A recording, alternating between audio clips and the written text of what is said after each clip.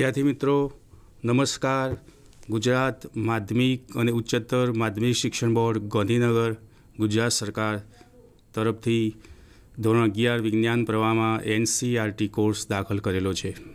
એમાં આપણે ભૌતિક વિજ્ઞાન ભાગ 2 પ્રકરણ નંબર 13 ગતિવાદમાં અગાઉના 2 સેશનમાં આપણે થિયરી અને દાખલા જોઈ ગયેલા। થોડીક આગળનું રિવિઝન કરું છું। ગતિવાદમાં શરૂઆતમાં આપણે વાયુના નિયમો જોઈ ગયા, બોઇલ, ચાર્લ્સ, ગેલ્યુસેક। એમાં કોઈ પણ બે ભૌતિક રાશિ વચ્ચે સંબંધ હોય, બાકીની ભૌતિક રાશિ અચર હોય। ગણિતનો ઉપયોગ કર્યો, આલેખની મદદથી પણ આપણે એને સમજ્યા। ત્યાર પછી બધાનું સમન્વય કરીએ તો એને આદર્શ વાયુ અવસ્થા સમીકરણ કહેવાય। PV બરાબર μRT એના આપણે જુદા જુદા સ્વરૂપ જોયા અને પછી આદર્શ વાયુના દબાણનું સૂત્ર P બરાબર 1/3 mn average of V square સૂત્ર જોયું। એના આધારે આપણે વાયુના જે ગતિવાદમાં તાપમાનનું ગતિક અર્થઘટન કર્યું કે હંમેશા ગતિ ઉર્જા એક અણુની ગતિ ઉર્જા હોય કે એક મોલ વાયુની ગતિ ઉર્જા હોય એ નિરપેક્ષ તાપમાનના સમપ્રમાણમાં હોય એના પણ સૂત્રો આપણે મેળવ્યા। પછી ઉર્જાના સમવિભાજનનો નિયમ જોયો। જે 3 પ્રકારની ગતિ છે, રેખીય ગતિ, ચાક ગતિ, કંપન ગતિ। એમાં જે ઉર્જાનું સમવિભાજન થયેલું હોય છે એ વિશે આપણે જોયું। પછી વિશિષ્ટ ઉષ્મા ક્ષમતા વિશે જોયું। વાયુ માટે એક પરમાણિક, દ્વિપરમાણિક, એમાં રિજિડ રોટેટર આવે અને કંપન ગતિ આવે। એ દરેકમાં આપણે CP, CV અને એનું ગુણોત્તર ગામા વિશે જોયું અને લાસ્ટમાં વાયુના અણુ માટે સરેરાશ મુક્ત પદ જોયું। આપણે આજે જે થિયરી ભણી ગયા છીએ એમાં થોડાક દાખલા આપણે આગળ કરેલા છે। ભૌતિક વિજ્ઞાનમાં હંમેશા સૂત્ર યાદ રાખવાનું, રકમ બરાબર વાંચીએ, કઈ વસ્તુ આપી છે એ ડેટા ભૌતિક રાશિ પ્રમાણે લખવાનો, દરેકના એકમો એક જ પદ્ધતિમાં હોવા જોઈએ એ ધ્યાન રાખવાનું, શું શોધવાનું છે એ પણ આપણે વિચારવાનું અને સૂત્રની મદદથી આપણે દાખલા ગણવા પ્રયત્ન કરવાનો। હવે તમે જે પાઠ 2માં પ્રકરણ નંબર 13 એમાં સ્વાધ્યાયનો 13.9મો દાખલો જોશો। દરેક રકમ પર ધ્યાન આપજો। હવે આપણે ટેલીટોપ પર જઈશું અને દાખલાની શરૂઆત કરીશું। દાખલા નંબર સ્વાધ્યાયનો 13.9 ઉપર આપણે જઈશું। હવે ટેલીટોપ પર આપણે જોઈશું આગળનું લેક્ચર। હું રકમ વાંચું છું, બરાબર ધ્યાન આપજો।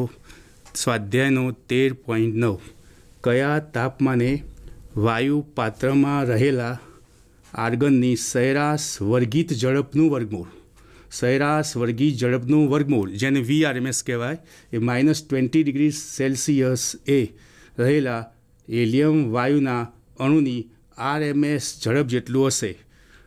ડેટા આપણે આપ્યો છે। આર્ગનનું પરમાણુ દર 39.9 U, હિલિયમનું પરમાણુ દર 4.0 U, U એટલે યુનિફાઈડ માસ એ દ્રવ્યમાનનો એકમ છે। હવે એના ઉકેલ વિશે જોઈએ। ઉકેલીએ। એક બાજુ હિલિયમનો ડેટા છે, બીજી બાજુ આર્ગનનો ડેટા છે। હંમેશા તાપમાનને કેલ્વિનમાં ફેરવવાનું। એમાં ડિગ્રી સેન્ટીગ્રેડમાં 273 ઉમેરીએ એટલે કેલ્વિનમાં રૂપાંતરણ થાય। તો હિલિયમ વાયુ માટે T1 બરાબર -20 ડિગ્રી સેલ્સિયસ આપેલું છે। એમાં +273 ઉમેરતા એનું 253 કેલ્વિન આવે। આર્ગન માટે T2 શોધવાનું છે। હવે હિલિયમ માટે VRMS ઓફ 1 બરાબર VRMS ઓફ 2 થવું જોઈએ। બંનેનો જે VRMS છે ઝડપ એ સરખી થવી જોઈએ। એટલે હિલિયમ માટે 1 આપીએ છીએ સિમ્બોલ, આર્ગન માટે 2 સિમ્બોલ આપ્યો છે। હવે MO ઓફ 1 એક મોલ વાયુ હિલિયમ માટેનું દ્રવ્યમાન આપ્યું છે 4.0 U અને આર્ગન માટે આપ્યું છે MO2 39.9 U। બંનેના એકમો સરખા છે એટલે કિલોગ્રામમાં લઈ જવાની જરૂર નથી, કારણ ગુણોત્તરમાં એ કેન્સલ થઈ જશે। VRMSનું સૂત્ર છે એક મોલ વાયુ માટે VRMS બરાબર √3RT/m0। એક મોલ ડેટા હોય તો 3RT/m0 આવે।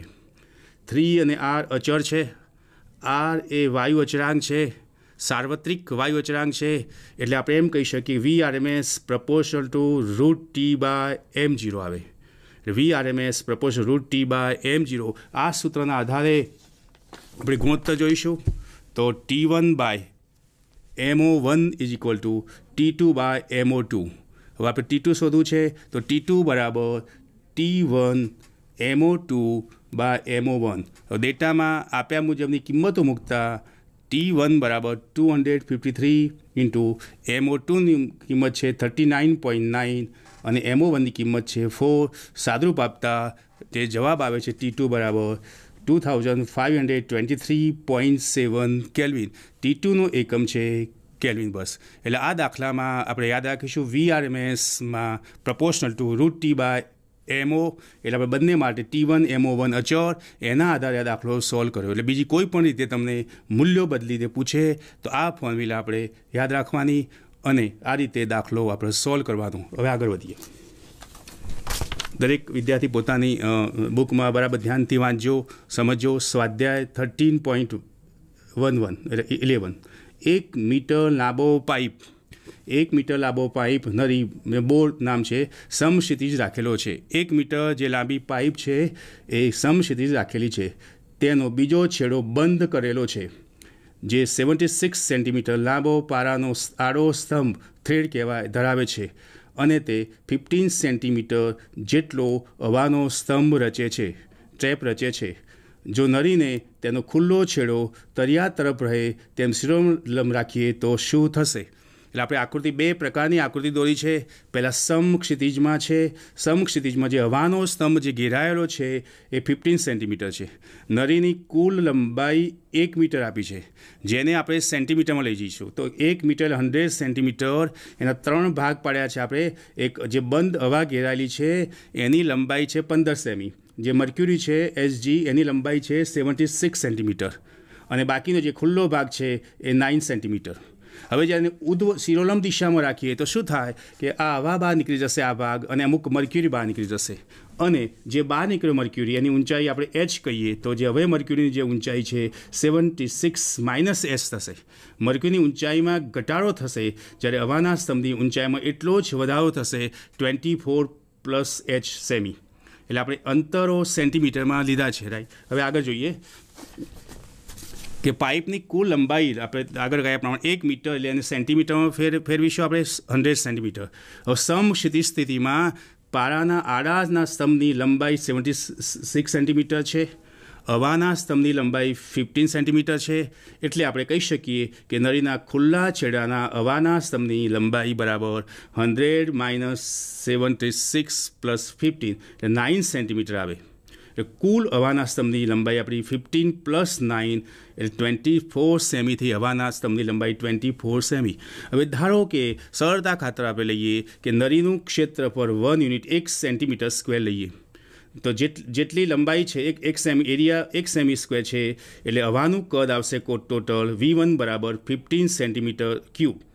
V1 બરાબર 15 સેન્ટીમીટર ક્યુબ અને દબાણ જે છે વાતાવરણ જે P1 બરાબર 76 સેન્ટીમીટર Hg મર્ક્યુરી. એટલે આપણે CGSમાં એકમ લઈ લીધો. કદનું મૂલ્ય છે 15 સેમી ક્યુબ અને જે ખુલ્લું જે દબાણ કહીએ P1 બરાબર 76 સેન્ટીમીટર Hg જેટલું આવે. હવે આગળનો જોઈએ શિરોલંબ સ્થિતિમાં જોઈએ. જ્યારે આપણી નળી શિરોલંબ સ્થિતિમાં હોય ત્યારે આ સ્થિતિમાં 9 સેન્ટીમીટરમાં રહેલી હવા અને થોડો H ઊંચાઈનો Hg બહાર નીકળશે, થોડો મર્ક્યુરી બહાર નીકળી જશે. તેથી હવાના સ્તંભની ઊંચાઈ બરાબર 24 પ્લસ H સેમી થશે જ્યારે Hgના સ્તંભની ઊંચાઈ 76 માઇનસ H સેમી થશે. તેથી જે કદ છે હવાના સ્તંભનું કદ V2 બરાબર 24 પ્લસ H સેમી ક્યુ થશે. કેમ કે આપણે એરિયા 1 સેમી સ્ક્વેર લીધો છે એટલે જે લંબાઈ હોય એટલું કદ થશે. દબાણનું મૂલ્ય P2 બરાબર બાદ થશે 76 માઇનસ બ્રેકેટમાં 76 માઇનસ H બરાબર H સેમી Hg. એટલે આપણે જે એકમો CGSમાં લીધા છે દબાણનું જે મૂલ્ય છે ઊંચાઈના ટર્મમાં લીધું છે. હવે આપણું તાપમાન અચળ છે. તાપમાન અચળ છે તો બોઇલના નિયમ મુજબ બોઇલના નિયમનો આપણે ઉપયોગ કરીશું. તો P1 V1 બરાબર P2 V2 એટલે કે PV અચળ એનો ઉપયોગ કર્યો. P1 V1 બરાબર P2 V2 તો P1ની વેલ્યુ છે 76, V1 મૂલ્ય છે 15 is equal H બ્રેકેટમાં 24 plus H કિંમતો મૂકીએ આપણે. સાદુરૂપ આપીએ આ બંનેનો ગુણાકાર 1140 is equal two 24H plus H square. એટલે આપણે દ્વિઘાત સમીકરણ આવશે H સ્ક્વેર आ बाजू 1140 जमणी बाजू लई जाइए तो h² plus 24h minus 1140 equal to 0 आने આપણે બીજની રીતે એનો ઉકેલ કરીશું કે આપણું સમીકરણ હોય ax² વત્તા bx પ્લસ c બરાબર 0 તો એનો ઉકેલ અથવા બીજ બરાબર x equal to minus B plus or minus એક ઉકેલમાં પ્લસ આવે બીજામાં માઇનસ આવે વર્ગમૂળમાં ડેલ્ટા જેને આપણે b² minus 4ac divided by 2a એટલે બે એનો ઉકેલ દ્વિઘાત સમીકરણ છે આ એચનું દ્વિઘાત સમીકરણ છે એટલે એક્સની જગ્યાએ આપણે એચ લખીશું એના બે મૂલ્યો આવે minus B plus or minus વર્ગમૂળમાં ડેલ્ટા જેને આપણે b² minus 4ac by 2a કહેવાય તો અહીંયા જે આપણું સ્ટાન્ડર્ડ સમીકરણ સાથે સરખાવીએ ax² plus bx plus c બરાબર 0 તો અહીંયા a બરાબર 1 b બરાબર 24 અને c બરાબર માઇનસ 1140 અહીંયા કિંમતો મૂકતા તો h બરાબર -24 પ્લસ ઓર માઇનસ વર્ગમૂળમાં બીનું મૂલ્ય છે 24² માઇનસ 4ac એ એટલે 1 ઇન્ટુ c એટલે minus 1140 by divided by 2a એટલે 2 ગુણ્યા 2 ઇન્ટુ 1 તો equal to -24 plus or minus આપણે આનું સાદુરૂપ આપીએ માઇનસ માઇનસ પ્લસ થશે એટલે આની જે વેલ્યુ થશે 5 પ્લસ 6 પ્લસ 4 560 ડિવાઇડેડ બાય 2 થશે આનું સાદુરૂપ तो -24 plus or minus root of 5136 divided by 2 અને આનું વર્ગમૂળ લેતા -24 plus or minus 71.66 by 2 H equal to 23.83 સેમી અને બીજું મૂલ્યનું ઋણ આવે છે -47.83 સેન્ટીમીટર ઋણ ચિહ્નવાળું મૂલ્ય અવગણતા વ્યવહારિક રીતે સાચું મૂલ્ય 23.83 સેમી આવ્યું એચ એટલે એચજીની નવી લંબાઈ જે છે એ 76 માઇનસ 23.83 એનો આન્સર છે 52.17 સેમી એટલે કે એચજીની જે નવી લંબાઈ છે સેન્ટીમીટરમાં 52.17 સેન્ટીમીટર આવે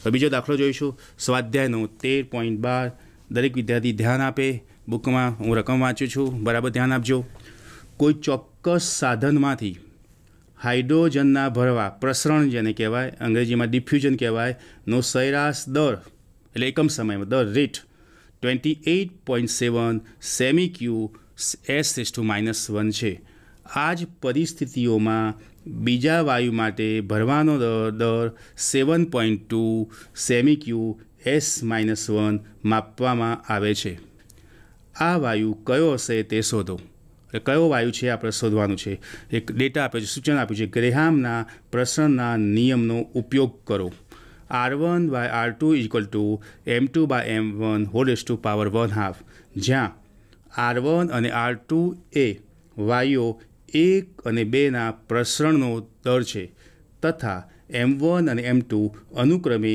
તેમના મોલર દર છે આ નિયમ ગતિવાદ પરથી સીધો તરી આવે છે જેને ગ્રેહામના પ્રસરણનો નિયમ કહેવાય છે આપણે મેથેમેટિકલી સૂત્ર યાદ રાખીશું રેટ એનો જે R1 by R2 equal to root of M2 by M1 આ સૂત્ર આપણે યાદ રાખીશું જેને ગ્રેહામના પ્રસરણનો નિયમ કહેવામાં આવે છે હવે લખીએ એનો ઉકેલ મેળવીએ તો બે ડેટા છે એક બાજુ હાઇડ્રોજન માટે અને બીજા વાયુ માટે આ બાજુ 1 અને આ બાજુ 2 લખીશું R1 બરાબરનો રેટ છે 28.7 સેમી ક્યુ s-1 જ્યારે આ બાજુએ R2 equal to 7.2 semi Q s-1 hydrogen માટે એનું દ્રવ્યમાન એક મોલ વાયુનું M1 બરાબર 2 ગ્રામ્સ M2 બરાબર પ્રશ્નાર્થ અને M2ના મૂલ્ય પરથી આપણે કયો વાયુ છે એ આપણે નક્કી કરીશું બસ એટલે R1 R2 M1 M2 આપણે શોધવાનું M2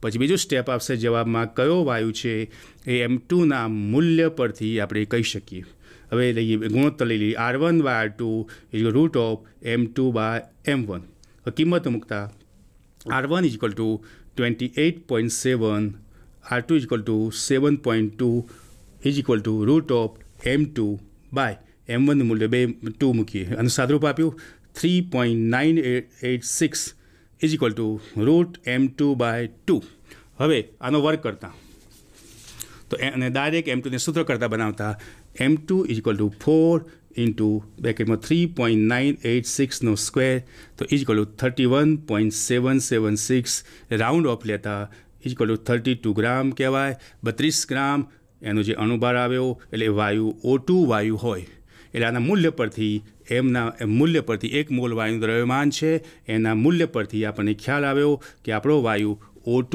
વાયુ છે. હવે આગળ દાખલો જોઈશું. દરેક વિદ્યાર્થી બરાબર ધ્યાન આપે, રકમ બુકમાં જોતા રહેજો, ડેટાનો ખ્યાલ રાખજો. સ્વાધ્યાયનો 13.13 દાખલો. સંતુલનમાં રહેલા એક વાયુની ઘનતા અને દબાણ તેના કદમાં સમાન રીતે વહેંચાયેલા છે. આ ફક્ત તો જ શક્ય છે કે જ્યારે બહારની પરિસ્થિતિઓ અસર ન કરતી હોય. દાખલા તરીકે ગુરુત્વાકર્ષણ હેઠળ વાયુના સ્તંભની ઘનતા અને દબાણ એક ધાર્યા હોતા નથી. તમે અપેક્ષા રાખતા હશો તેમ તેની ઘનતા ઊંચાઈ સાથે ઘટે છે. ચોક્કસ અવલંબન એ જાણીતા વાતાવરણના નિયમ પરથી આપી શકાય છે. એનું સૂત્ર આપ્યું છે N2 બરાબર N1 એક્સપોનેન્શિયલ બ્રેકેટમાં -mg નાના બ્રેકેટમાં H2 - H1 divide by KBT. N2 = N1 exponential બ્રેકેટમાં -mg નાના બ્રેકેટમાં H2 - H1 divide by KBT bracket over, જ્યાં N2 અને N1 અનુક્રમે ઊંચાઈઓ H2 અને H1 માટે સંખ્યા ઘનતા છે. એકમ કદમાં રહેલા અણુની સંખ્યા એને સંખ્યા ઘનતા કહેવાય. આ સમીકરણનો ઉપયોગ કરીને સંતુલનમાં રહેલા કલીલ દ્રાવણના નળાકારીય સ્તંભના ઠારણ માટેનું સંતુલન માટેનું સમીકરણ N2 બરાબર જે આપણે તારવવાનું છે N2 બરાબર N1 એક્સપોનેન્શિયલ મોટા બ્રેકેટમાં -mg એને બ્રેકેટમાં રો માઇનસ રો ડેશ બીજા બ્રેકેટમાં H2 - H1 divided by rho RT મેળવો, જ્યાં રો એ કલીલ કણની અને રો ડેશ તેની આસપાસના માધ્યમની ઘનતા છે. એને એટલે આપણે જાણીએ છીએ એવોગેડ્રો આંક છે અને R એ સાર્વત્રિક વાયુ અચળાંક છે. એક સૂત્ર આપ્યું છે, નોટ આપી છે. આર્કિમીડના સિદ્ધાંતનો ઉપયોગ કરીને કલીલ કણનું આભાસી વજન શોધવાનું છે. આભાસી વજન શોધો એટલે આ સૂત્ર આપણે આપ્યું છે. એના પરથી અહીંયા આપણે વેલ્યુ મૂકવાની છે. એમ ધારો કે સૂત્રમાં જોઈ શકીએ છીએ H2/H1 બરાબર આ સૂત્ર આપણે મેળવવાનું છે બસ, બરાબર. અને બીજા ડેટાનો પછી ખ્યાલ આવશે. કેબીનું મૂલ્ય આરમાં લેવાનું છે. બે વસ્તુ આપણે થિયરિકલી મેળવવાની છે. આ જે દાખલો છે સૈદ્ધાંતિક દાખલો છે, થિયરિકલી દાખલો છે. હવે સોલ્વ કરીએ, આગળ ઉકેલ લઈએ એનું. વાયુ સ્તંભના વાતાવરણના નિયમ મુજબ આ નિયમ આપણને આપ્યો છે અને વાયુ સ્તંભના વાતાવરણના નિયમ મુજબ N2 બરાબર N1 એક્સપોનેન્શિયલ -mg નાના બ્રેકેટમાં H2 - H1 divided by KBT આપણા સમીકરણ નંબર 1 છે. આ સમીકરણ નંબર ઇક્વેશન 1 છે, જેને વાયુ સ્તંભના વાતાવરણના નિયમ કહેવાય છે. હવે લઈએ આર્કિમીડના સિદ્ધાંત મુજબ. આપણે જાણીએ છીએ આર્કિમીડનો સિદ્ધાંત કે કોઈ પણ પદાર્થને જ્યારે પ્રવાહીમાં ડૂબાડવામાં આવે તો દેખીતી તેના વજનમાં ઘટાડો થાય છે. એ એને વિસ્થાપિત કરેલા પ્રવાહીના વજન જેટલો હોય. એટલે હવે લખીશું સૂત્ર આપણું આ છે, અસરકારક વજન બરાબર એનું વજન મૂળ વજન માઇનસ વિસ્થાપિત કરેલા પ્રવાહીનું વજન. જે પદાર્થ ડૂબાડીએ એના દ્વારા જે વિસ્થાપિત પ્રવાહિત થાય એ વિસ્થાપિત કરેલા પ્રવાહીનું વજન. બરાબર ધ્યાન આપજો. વજન એટલે કદ ગુણ્યા ઘનતા ગુણ્યા ગુરુત્વ પ્રવેગ. એટલે એનું પદાર્થનું વજન એટલે V ρg માઇનસ કદ એના એ જે V, હવે ઘનતા બદલાશે પ્રવાહીની, રો ડેશ આવશે રો ડેશ G. એટલે એ પદાર્થનું વજન V ρg minus V rho dash G. એટલે ઘનતા બદલાશે, રોની જગ્યાએ રો ડેશ આવે છે. હવે બીજા પદમાં આપણે જે સૂત્ર પ્રમાણે જવું છે રો બાય રો વડે ગુણતા, રાઈટ. એટલે આપણું સૂત્ર આવશે V ρg minus V ρg બીજા બ્રેકેટમાં rho dash by rho dash by rho. V ρg એટલે mg થશે, આને પણ mg કહીશું, mg rho dash by rho. mg બહાર કાઢતા બ્રેકેટમાં 1 minus rho dash by rho dash by rho. એટલે mg બરાબર સાદરૂપ આપી દઈએ, લસા લઈએ રો તો રો માઇનસ રો ડેશ. આ સમીકરણ નંબર 2 જે આપણે પહેલાં સમીકરણમાં મૂકવાનું છે. એટલે આપણે જે સમીકરણ મેળવ્યું જે અસરકારક વજનનું આ mg rho minus rho dash by rho આવ્યું. હવે બોલ્ટ્ઝમાનનો અચળાંક KB બરાબર R બાય એને આપણે જાણીએ છીએ બસ.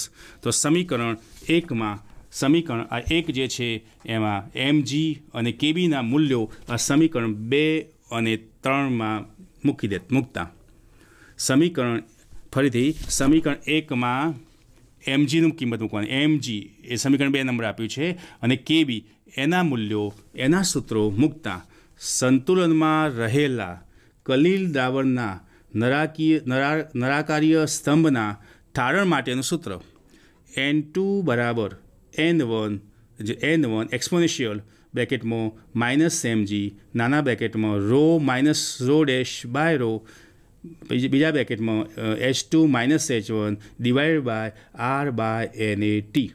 હવે એનું સાદુરૂપ લઈએ તો શું થશે? રો RT આ ડિવાઇડેડ બાય છે એટલે N1 is equal to N1 exponential minus mg એને ઉપર આવશે rho minus rho dash H2 minus H1 અને RT ને રો નીચે આવશે ડિવાઇડેડ બાય રો RT. આપણે છેલ્લું ફાઇનલ સૂત્ર આવ્યું. એટલે જે આપણું વાયુસ્તંભના વાતાવરણના નિયમમાં mg અને KBનું ખાલી સૂત્ર મૂકવાનું છે. એટલે આ દાખલો આપણે સોલ્વ થઈ શકે. સૈદ્ધાંતિક દાખલો છે. હવે આગળ સ્વાધ્યાયનો 13.14 દાખલો જોજો. બરાબર ધ્યાન આપજો. કેટલાક ઘન અને પ્રવાહીઓની ઘનતા નીચે આપી છે. ડેટા આપ્યો છે ઘન પદાર્થ અને પ્રવાહી પદાર્થની. તેમના પરમાણુના કદ વિશે અંદાજ આપો. ખાલી અંદાજ મેળવવાનો છે પરમાણુના કદ વિશે. પદાર્થમાં છે પહેલો પદાર્થ કાર્બન હીરો. એનું પરમાણિક દર U એકમ યુમાં છે 12.01 અને ઘનતા છે એને 10⁻³ વડે ગુણવાનું છે 10⁻³ kg/-3 2.22. એ પ્રમાણે સોનું છે એનું પરમાણિક દર 197.00 અને ઘનતા 19.32 × 10⁻³ kg/m³. એ પ્રમાણે પ્રવાહી માટે લઈએ નાઇટ્રોજન જે પ્રવાહી સ્વરૂપ છે એનું પરમાણિક દર 14.01 અને ઘનતા છે 1 × 10⁻³ kg/m³. લિથિયમ લઈએ એનું પરમાણિક દર 6.94 અને એની ઘનતા 0.53 × 10⁻³ kg/m⁻³ અને બીજો પ્રવાહી છેલ્લું છે ફ્લોરિન જે પ્રવાહી સ્વરૂપ છે એનું પરમાણિક દર 19.00 અને ઘનતા છે 1.14 × 10⁻³ kg/m³. એ દરેક ઘનતાને આપણે કોમન છે 10⁻³ વડે ગુણવાનું છે. દ્રવ્યમાન એનો એકમ યુ છે અને આ જે MKSમાં એકમ ઘનતાનું kg/m3. એટલે આપણે યુના એકમને આપણે કિલોગ્રામમાં લઈ જવું પડશે. બધા માટે પરમાણુનું કદનું આપણે એક સામાન્ય સૂત્ર લખીશું, કોમન સૂત્ર લખીશું અને દરેક જે 5 વસ્તુ છે એમાં પછી પરમાણુનું કદ આપણે અંદાજીશું. તો સૂત્ર જોઈએ.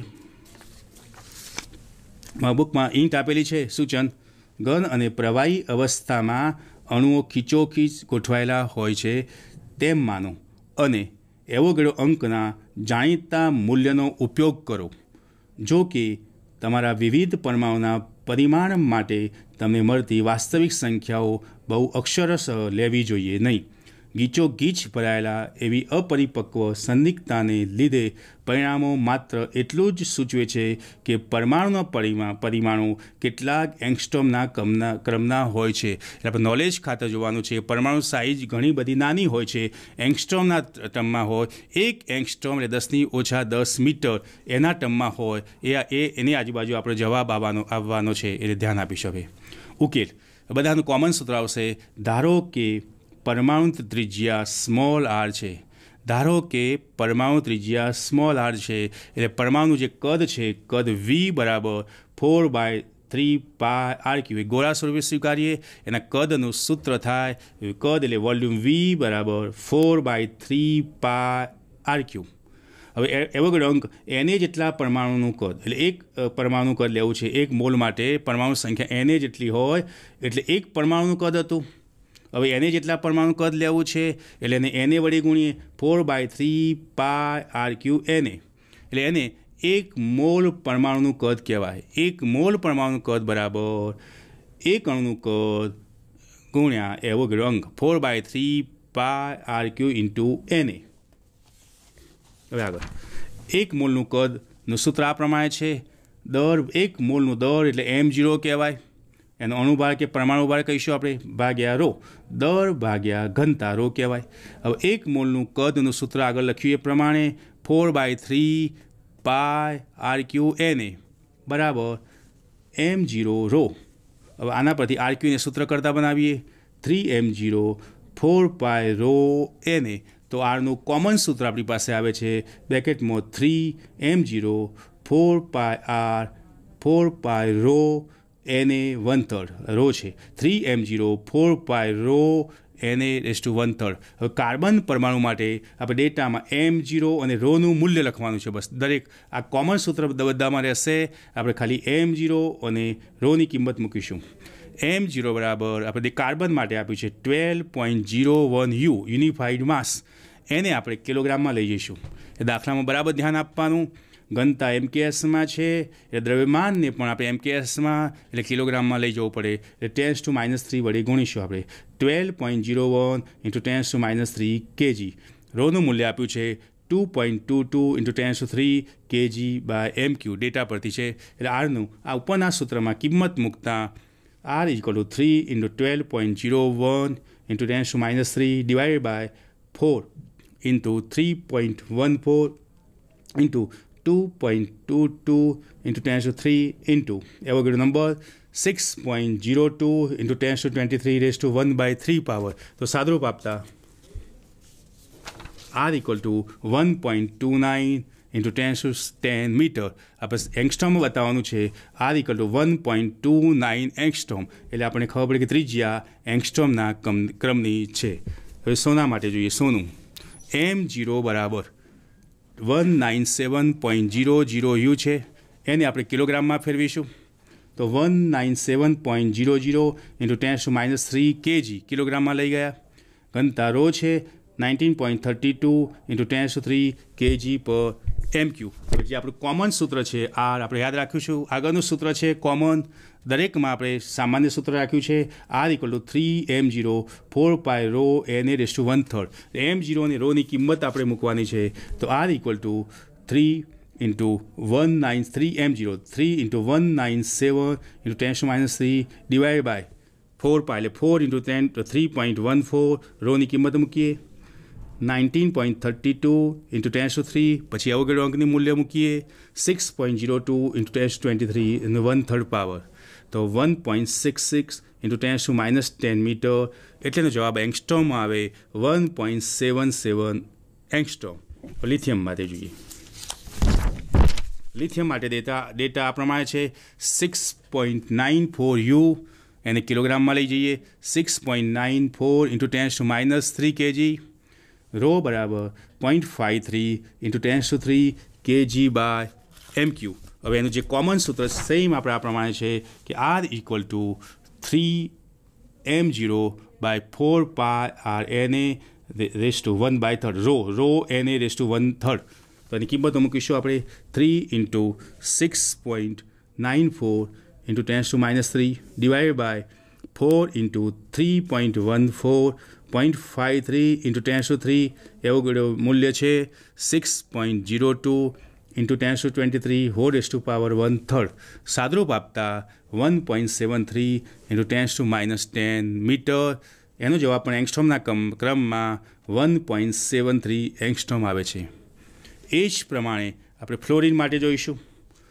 ફ્લોરિનમાં ડેટા આપ્યો છે આપણો m0 બરાબર 19.00 U છે. અહીંયા U છે એટલે યુને આપણે યુનિફાઈડ માસ જે છે એને કિલોગ્રામમાં ફેરવીશું. તો 19.00 × 10⁻³ kg. એટલે યુમાંથી આપણે કિલોગ્રામમાં ફેરવ્યું કેમ કે ઘનતા kg/m³ છે. Row = 1.14 10⁻³ kg/m3. તો અગાઉનું જે કોમન સૂત્ર છે એમાં કિંમતો મૂકતા 3m0 19 × 10⁻³ by 4 પાય 4 × 3.14 રો એટલે 1.14 × 10⁻³ અને એવોગાડ્રોનું મૂલ્ય છે 6.02 × 10⁻23 રેઝ ટુ 1/3. હવે સાદુરૂપ આપતા જવાબ આવશે 1.88 × 10⁻10 મીટર = 1.88 એંગસ્ટ્રોમ જવાબ આવે. એટલે આપણને આના પરથી ખ્યાલ આવી ગયો કે જે ત્રિજ્યા છે એંગસ્ટ્રોમના ક્રમની છે. બસ રાઈટ. હવે આગળ જોઈશું ઉદાહરણ નંબર 13.5. દરેક વિદ્યાર્થી બુકમાં ધ્યાન આપે. રકમ વાંચું છું, તમે પણ ધ્યાન આપજો. એક બીકરમાં આર્ગન અને ક્લોરીન વાયુના દર 2:1 પ્રમાણમાં રહેલા છે. આ મિશ્રણનું તાપમાન 27 ડિગ્રી સેલ્સિયસ છે. તો બંને વાયુના અણુઓ માટે નંબર 1 શોધવાનું છે. અણુ દીઠ સરેરાશ ગતિ ઉર્જા અને બીજું નંબર 2 છે સરેરાશ વર્ગિત ઝડપનું વર્ગમૂળ, જેને VRMS કહેવાય. VRMS મેળવો. ડેટા આપણને આપ્યો છે. આર્ગનનો જે પરમાણુ ભાર છે 39.9 U છે અને ક્લોરીનનો અણુભાર જે છે એ 70.9 U છે. જે પહેલી વસ્તુ આપણે શોધવાની છે એ 1/2 m average of V² argon માટે, 1/2 એવરેજ ઓફ V² ક્લોરીન માટે. એનો ગુણોત્તર આપણે શોધવાનો છે. ડેટામાં તાપમાન T આપ્યું છે 27 ડિગ્રી સેલ્સિયસ, જે અચળ છે એને કેલ્વિનમાં હમણાં લઈ જવાની જરૂર છે નહીં. MO 1 મોલ વાયુ આર્ગનનું દ્રવ્યમાન છે 39.9 U અને ક્લોરીન માટે છે MO ક્લોરીન 70.9 U. રાઈટ. આ પહેલો ડેટા છે. બીજો નંબર 2 VRMS ઓફ આર્ગન અને VRMS ઓફ ક્લોરીન, એ બેનો ગુણોત્તર શોધવાનો છે. પહેલાંનો આપણે જવાબ આપીએ.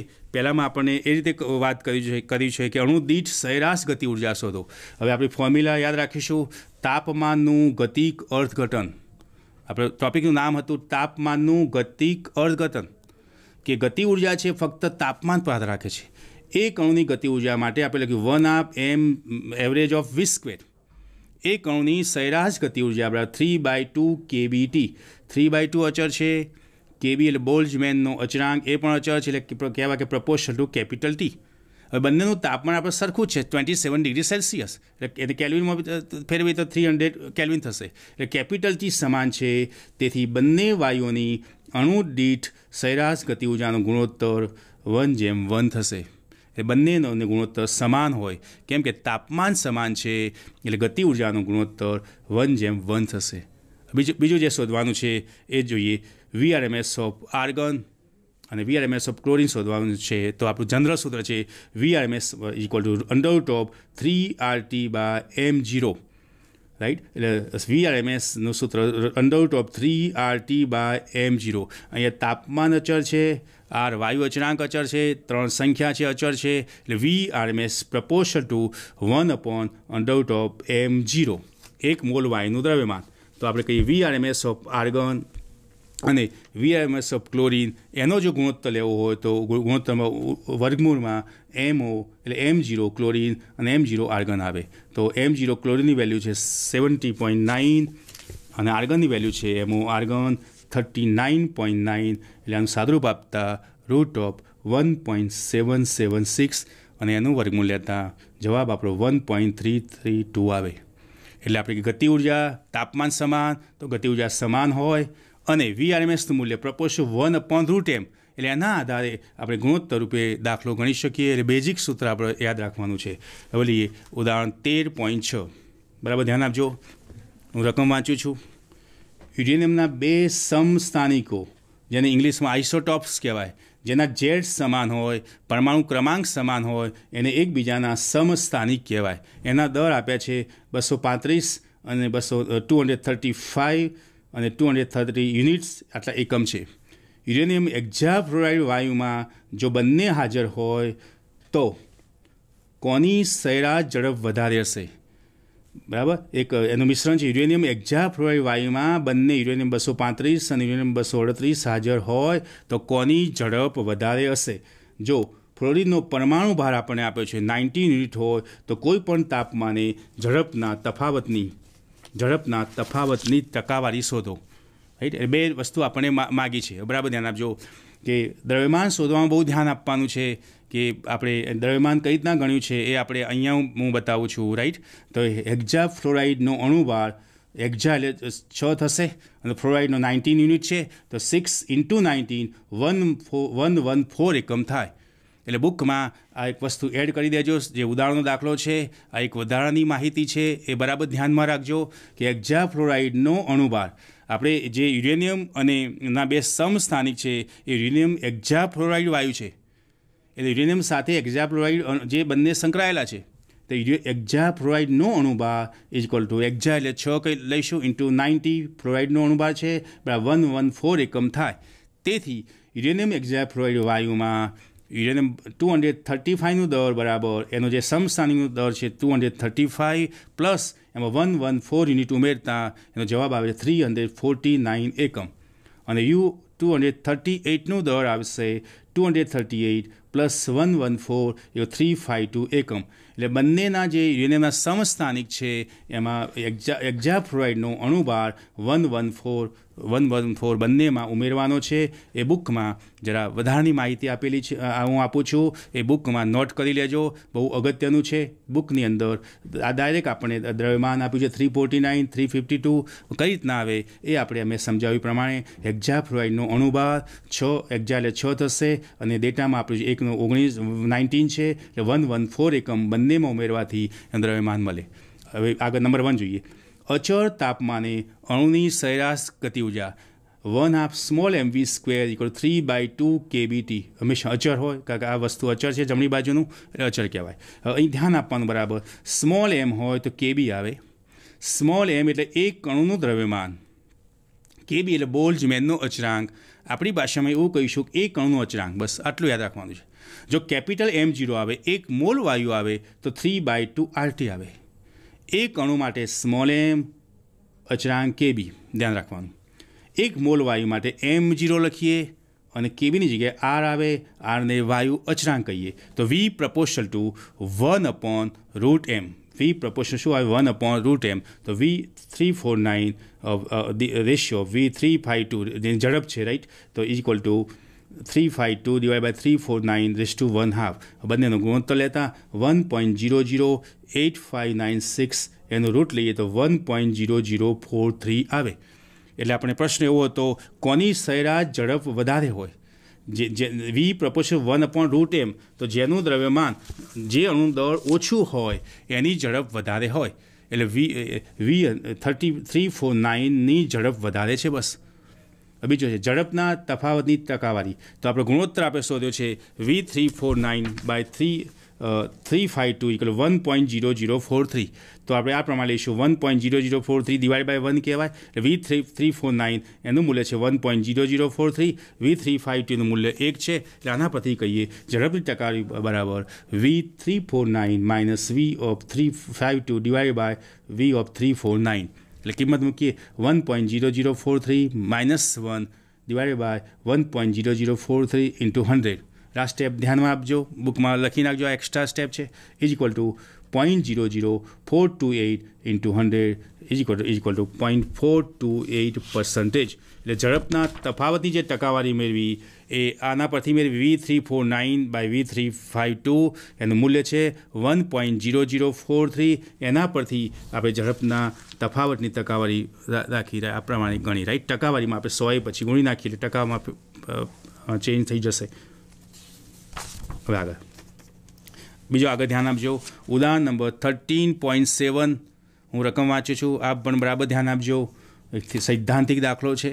આપણે આગળ મેં કહેલું દાખલાના 2 ભાગ પડે, એક સૈદ્ધાંતિક જેને થિયરિકલ કહેવાય અને બીજો આંકડાકીય જેમાં સૂત્ર પરથી કિંમતો મૂકીને આપણે એનો જવાબ શોધવાનો હોય છે. આપણે હવે વાંચ્યું છું ઉદાહરણ 13.7.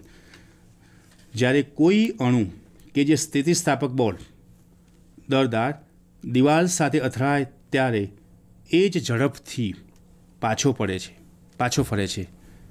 જ્યારે એક બોલ મજબૂત રીતે પકડી રાખેલા ભારે બેટ સાથે અથડાય ત્યારે પણ આમ જ થાય છે. આમ છતાં જ્યારે બેટ બોલ તરફ ગતિ કરતું હોય ત્યારે બોલ જુદી ઝડપથી પાછો ફરે છે. બોલ વધારે ઝડપથી કે ધીમેથી પાછો પડશે એનો આપણે જવાબ આપવાનો છે. હવે જોઈએ ઉકેલ એનો જોઈશું. ધારો કે બેટની પાછળના સ્તંભની સાપેક્ષે બોલની ઝડપ u છે. બેટની પાછળના સ્તંભની સાપેક્ષે બોલની ઝડપ u છે. જો સ્તંભની સાપેક્ષ બેટ બોલ તરફ v ઝડપથી ગતિ આવતું હોય તો બેટની સાપેક્ષે બેટ તરફ આવતા બોલની ઝડપ બંનેનો સરવાળો થશે v પ્લસ u હોય. કેમ બંને સામસામી દિશામાં છે એટલે બેનો સરવાળો થાય. જ્યારે ભારે બેટ સાથે અથડાઈને બોલ પાછો ફેંકાય ત્યારે તેની ઝડપ બેટની સાપેક્ષે બેટથી દૂર તરફ v+u જેટલી થાય, એટલે બેટથી દૂર v+u જેટલી થાય. આથી સ્તંભની સાપેક્ષે સ્તંભથી દૂર તરફ પાછા ફેંકાયેલા બોલની ઝડપ v+u એટલે ટોટલ થશે 2v+u હોય. એટલે આપણો જવાબ છે 2v+u હોય. આમ બેટ સાથે અથડામણ બાદ બોલની ઝડપ પકડે છે. જો બેટ ભારે ન હોય તો પાછા ફરવાની ઝડપ u કરતાં ઓછી હોઈ શકે. અણુ માટે આનો મતલબ છે કે તાપમાન વધશે, ઝડપ બદલે તાપમાન વધશે. હવે આગળનો દાખલો લઈશું. ઉદાહરણ 13.8. હું રકમ વાંચું છું, બરાબર ધ્યાન આપજો વિદ્યાર્થી મિત્રો. આગળ ચોક્કસ કદનું એક નળાકાર પાત્ર પ્રમાણભૂત તાપમાન અને દબાણે 44.8 લીટર હિલિયમ વાયુ ધરાવે છે. નળાકારમાં રહેલા વાયુનું તાપમાન 15 ડિગ્રી સેલ્સિયસ જેટલું વધારવા માટે કેટલી ઉષ્મા જરૂરી છે? આરનું મૂલ્ય આપ્યું છે 8.31 જૂલ મોલ -1 K -1. બરાબર. હવે જોઈએ ઉકેલમાં v કદ આપ્યું છે 44.8 litre. v 44.8 litre. Delta T તાપમાનનો વધારો 15 ડિગ્રી સેલ્સિયસ છે. આપણે અહીં અંડરલાઇન કરી છે એટલા માટે કે તાપમાનનો વધારો કેલ્વિન અને ડિગ્રી સેલ્સિયસમાં બંનેમાં સમાન હોય, એટલે ભૂલથી ડેલ્ટા ટીને કેલ્વિનમાં ફેરવવાની જરૂર નથી. તાપમાનનો વધારો ડેલ્ટા ટી એકમ કહેવાય. 15 ડિગ્રી સેલ્સિયસ એટલે કે 15 કેલ્વિન બી કહેવાય. એટલે આ ડિગ્રી સેલ્સિયસને કેલ્વિનમાં ફેરવવાની જરૂર છે નહીં. ડેલ્ટા ટી 15 ડિગ્રી સેલ્સિયસ જ રાખવાનું છે. R આપણે વેલ્યુ આપી છે 8.31 જૂલ મોલ -1 K -1. આપણે શોધવાનું છે ડેલ્ટા ક્યુ ક્વેશ્ચન માર્ક. બસ ખાલી ઓનલી એક જ સૂત્ર યાદ રાખવાનું છે. સીવી અચળ કદે વિશિષ્ટ ઉષ્મા CV બરાબર delta Q by mu delta T. સીવીની વ્યાખ્યા છે અચળ કદે વાયુની વિશિષ્ટ ઉષ્મા CV બરાબર delta Q by mu delta T. એક મોલ વાયુના તાપમાનમાં 1 એકમ જેટલો ફેરફાર કરવાનો છે. એટલે કે ડિગ્રી સેલ્સિયસ કરો કે ડિગ્રી કેલ્વિન કરો તો એના માટે જરૂરી ઉષ્માને CV કહેવાય. એટલે આ સૂત્ર પરથી આપણે કહીશું ડેલ્ટા ક્યુ બરાબર mu CV delta T. Delta ક્યુનું સૂત્ર છે CVના ટર્મમાં મ્યુ CV ડેલ્ટા ટી. હવે આદર્શ વાયુ અવસ્થા સમીકરણમાં આપણે જાણીએ છીએ કે PV બરાબર મ્યુ RT પરથી STP એ સ્ટાન્ડર્ડ ટેમ્પરેચર અને પ્રેશર આપણે જાણીએ છીએ. એક મોલ વાયુનું કદ 22.4 લીટર હોય છે, અથવા એક મોલ વાયુ 22.4 લીટર કદ રોકે છે STPએ.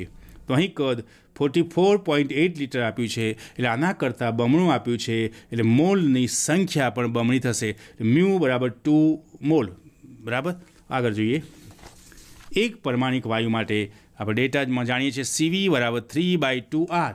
3/2 એટલે 1.5R. એટલે આપણું સૂત્ર જે છે ડેલ્ટા ક્યુ બરાબર આપણું સૂત્ર છે મ્યુ CV ડેલ્ટા ટી. બસ સીધું આ દાખલામાં સૂત્ર યાદ રાખવાનું. ડેલ્ટા ક્યુ mu CV delta T. Mu એટલે કે 2 મોલ, CV એટલે કે 1.5R, અને તાપમાનનો જે વધારો છે 15 બરાબર સાદુરૂપ આપે 45R. 45R થશે. આરની કિંમત મૂકીએ 45. આરની કિંમત છે 8.31. એને ગુણાકાર કરતાં સાદુરૂપ આપીએ 373.95 જૂલ થશે. એટલે CV માટે ડેલ્ટા ક્યુ બરાબર મ્યુ CV ડેલ્ટા ટી. ફરીથી રિવાઇઝ કરીએ કે ડેલ્ટા ટીનો એકમ ડિગ્રી સેલ્સિયસ રાખવાનો છે. એમાં કેલ્વિનમાં લઈ જવાની જરૂર હોય નહીં. ફેરફારમાં સેન્ટીગ્રેડ અને કેલ્વિનનો ફેરફાર સમાન થાય. હવે આગળનો દાખલો જોઈશું 13.10. બરાબર ધ્યાન આપજો. રકમ વાંચું છું, આપ પણ વાંચજો અને ધ્યાન કેન્દ્રિત કરજો. સ્વાધ્યાયનો 13.10.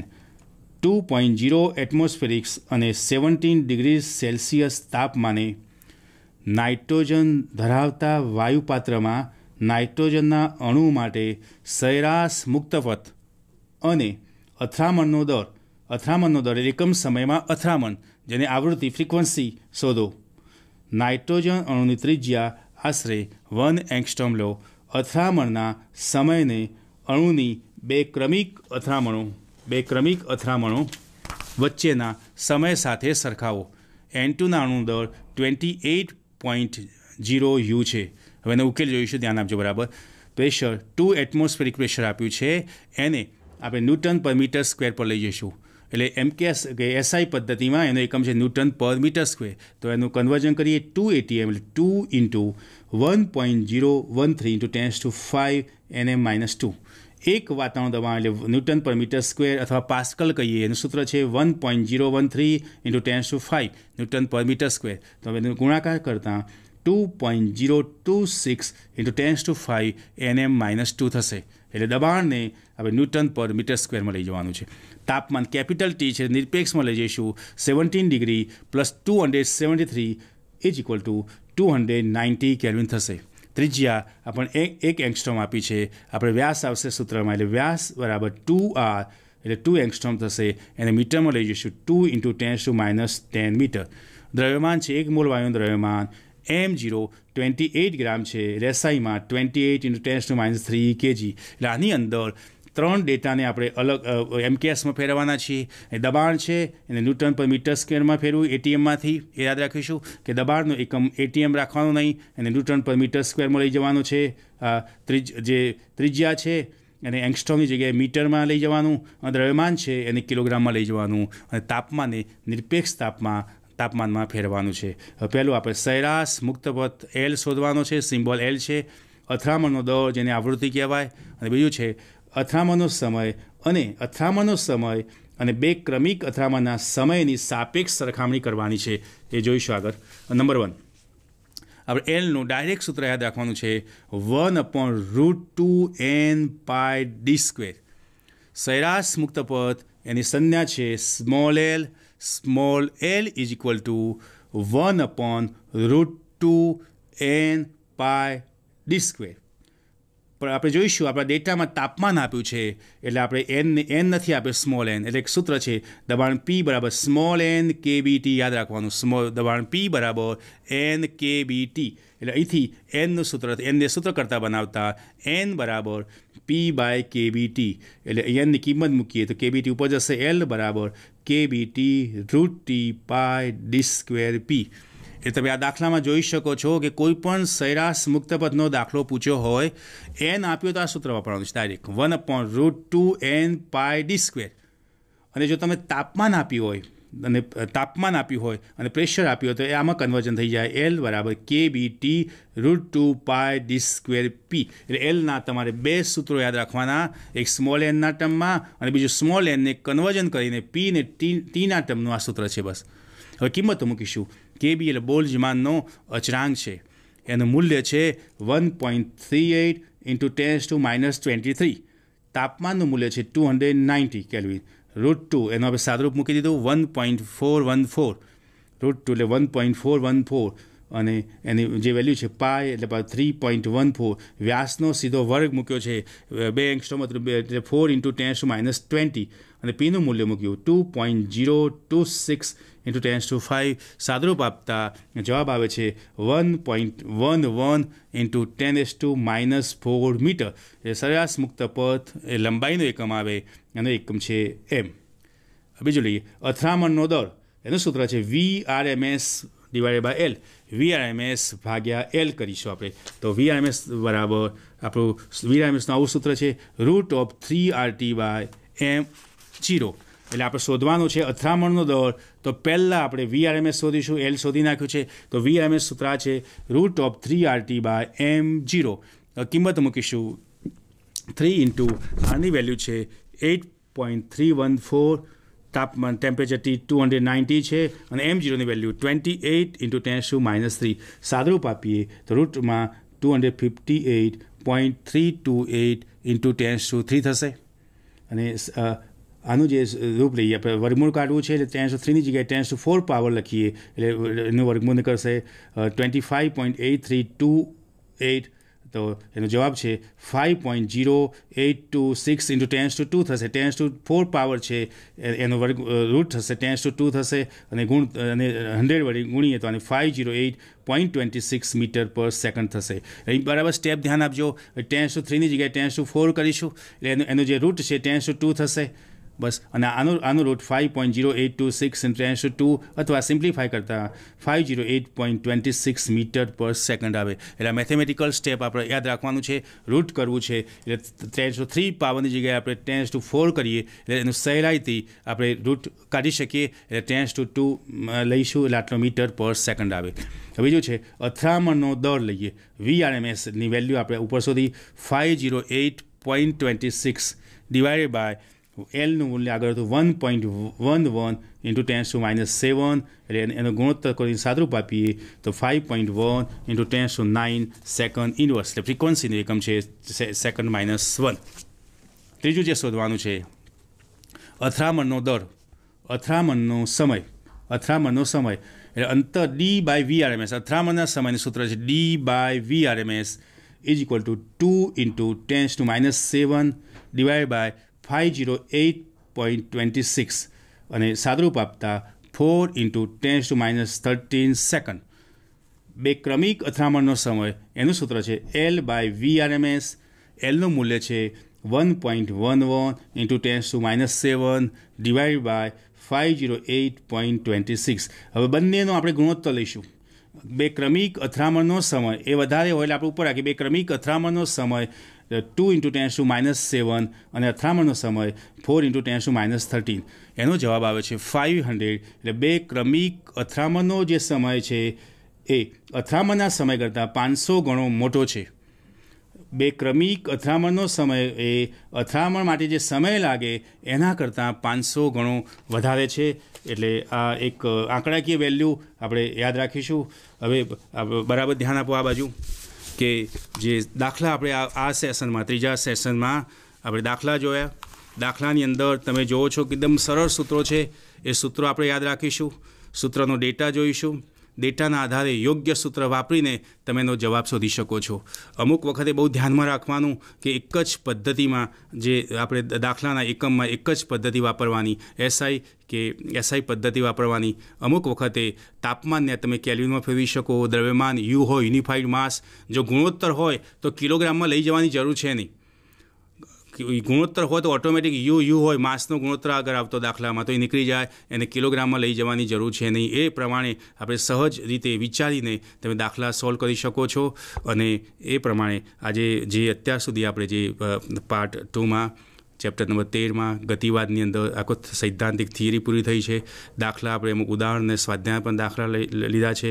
નેક્સ્ટ સેક્શનમાં આપણે એના વિશે ડીપમાં જઈશું. આગળ એનું જે દાખલા જે બાકી રહ્યા છે એ પછી એના જે VSQની પણ આપણે ચર્ચા કરીશું, MCQની ચર્ચા કરીશું અને ગ્રાફ વિશે પણ આપણે સમજીશું એ આગળના સેક્શનમાં. બાકી અત્યારે થિયરિકલી અને દાખલા લગભગ ઘણા આપણે કવર કર્યા છે. જે દાખલા બાકી રહેશે આગળના સેક્શનમાં કરીશું. દરેક વિદ્યાર્થી વાંચો, બરાબર ધ્યાન આપજો એટલે એ રીતે તમે આગળ વધી શકશો. જય હિન્દ.